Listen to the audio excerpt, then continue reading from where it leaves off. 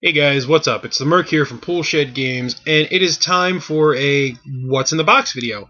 I haven't done one of these in quite a while, and this time around it's going to be for Planetfall, because I finally pulled the trigger, and I got into the game because a buddy in my gaming group picked up Dendrenzi Directorate and Aquins, and I was like, well, if I'm going to have somebody to play against, I might as well get a couple of boxes just to see what the minis are like. So I picked up two core helixes from two different factions, not one whole core helix. The first one I want to talk about here is the Sorylian Core Helix, which this is the sleeve that comes over the box. As you can see, the table contents, the box contents on the back here. You get one heavy walker in APC, 3 of the medium walkers, 5 of the little recon skiffs, and there's supposed to be 5 infantry bases and 4 heavy infantry bases, and you get that little bunker in the background, which I have yet to put together. I got a little extra in both of my boxes. I'll talk about that in a second. But now, on to the important part, the fun bits, so to speak, which is the models themselves. And I will say, when you open up one of these boxes, it is a wonderful box full of bubble wrap packages of miniature goodness. Just resin, and there's some metal parts, not too many. Excuse me. There was more metal parts with the Sorylians than with the Terran. Also, there was a lot more assembly with the Sorylians than there were with the Terran. So let's just start off. I'll start with one of the Sorylian mediums, which these are called the Borka medium walkers. And the nice thing is they all come with those textured bases. It's a nice side angle for you. That's the back of the model. It's the top of the model. These come in, I want to say, 6 parts. The legs are a lower leg and an upper leg. There's the body itself, and there's the gun. These I didn't have too much trouble putting together, aside from the fact that the little metal gun really didn't want to go on to the resin body of the model.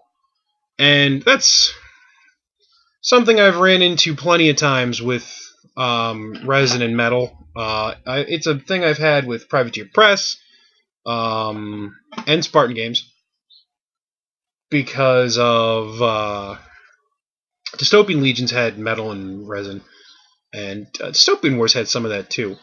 So it's not a huge problem. I use Instaset Super Glue Accelerator, or Accelerant, so it kind of speeds up the bonding process, because I don't want to sit there for like 40 seconds to 5 minutes holding it together and hoping it sticks, and then pulling my fingers apart and having a part on one finger and a part on the other finger, because that's a thing that's happened plenty of times. Next, I'll show you guys one of the these are the recon skimmers for the Sorylians. And I mean, these are pretty neat little, just like speeder bikes. There's a top-down view of the model, a view of it from the front, from the side, I guess just for good measure, from the back. Now, these are kind of neat because they don't come attached to the base, which I thought they would be. There's a little bump on the base that you glue them onto to give them that kind of the slightly elevated look that they have. And there's 5 of these in a box. They're your light tank equivalent. They're really, I think, for zipping out and taking objectives with your recon move, or kind of sitting back in your deployment zone and protecting the objective there. So next up on the list of models I want to show you is the troop transport. which this is the troop transport. It's a chunky model. This is the front of the model. This is the top of the model. The back. And you can see on the side, the infantry are like strapped to it, which is kind of cool. Also, I don't have mine glued to the base. It'll make it easier to paint. And again, it has just that little bit of a hover look to it. This was relatively simple to put together. You had to glue the peg onto the bottom there, you can see, and then there's a little like grill on the back that you had to glue on. But aside from that, that's all I had to put together on that. So, having shown you the APC, I'll show you the light infantry. And the infantry for this game are interesting.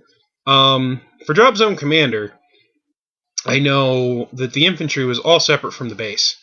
But in this game, you can see that the infantry, some of them at least, are molded right onto that base. And you get a metal guy to drop in.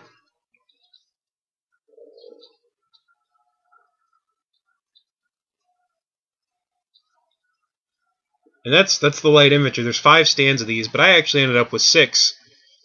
Because I ended up with an extra stand for 2 guys, which would have been an extra heavy infantry base, but I didn't have any extra of the metal heavy infantry guys. So I had 2 extra of the light infantry guys. So I might end up using that stand as one of the special stands, because you can take commander stands, breaching teams, gun teams, things like that. So I think that little extra stand I'll just use as a representation of that. And in each box you get your heavy tank, your big tank. And the Sorylians get this guy. He's not on his base yet, mostly because I thought it would be easier for ease of painting to not glue him down. And you can see down there on the bottom, that's the kind of stuff I want to paint before I glue it to his base. Now this guy, I gotta say, there's no instructions in the box for how to put these models together. And overall, that's not a big deal, because a lot of them are kind of intuitive at how to put together. And this guy, I had to actually go on the forums and ask where the legs went, because I don't know if you can see or not, but the connections for the legs are like there's little see, like little ledge? That's what the leg connected to. And to me, it looked like the leg should have connected like back there. It looks like that would almost be a connection point. And I just for a little while I just didn't know where the legs went. But I figured it out with a little help from the friendly guys over there on the forum, and I put this bad boy together.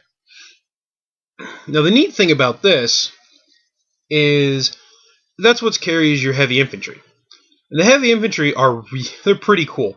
They sort of have a football kind of like linebacker look to them. Some of the models anyway. But I'll just show you. These are the Sorylian heavy infantry guys. And these are the guys I kind of mean that have like a football look to them. Kind of like a running back going in for the tackle. They're nice models. The only thing I will say is, I think until I get an undercoat on them, just because of the scale, it's kind of hard to tell where certain details are. Like, the head is hard to pick out. I mean, you can see it there, but it's hard to pick out exactly what the details are. Now, I have the same concern with this game as I did with Drop Zone Commander when we were kind of getting into that, and I sat down and painted it. The infantry, I fear, well, a little bit bigger than Drop Zone Commander, because this is, I think, 10 millimeter. The infantry are a little chunkier. I slightly worry that just painting the infantry is going to be a task. I've already decided on the paint schemes I'm probably going to do for both the armies. The Sorylians, I'm going to do a red. I'm going to get a base coat of Dragon Red from Army Painter. And then I'm going to probably do either orange or black highlights, like spot coloring, some metallics on the guns and stuff. And I'm going to try, for the very first time, dipping.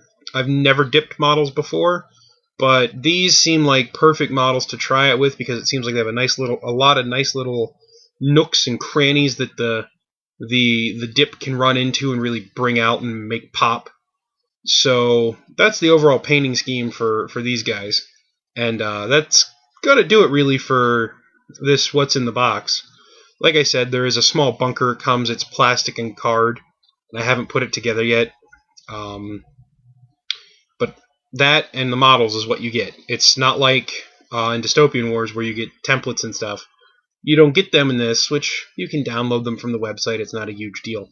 And if you pick up I think the Commander pack, it has a small rulebook and all the templates you'll need to play. So it's not like you can't get those. Overall, I got this from the War Store, and I think it was $56. I am highly impressed with just simply what you get for $56. You get, a unit of infantry with an APC. You get a unit of medium tanks. You get a unit of light tanks. You get, in this case, your heavy tank also comes with heavy infantry. And you get a building. It's enough to sit down and play a full game, and I think that's fantastic. So that's it for the Sorylian Helix. I'm also going to do the Terran Core Helix in another video. Hopefully you guys will check that out, and we'll see you next time here at Poolshed Games.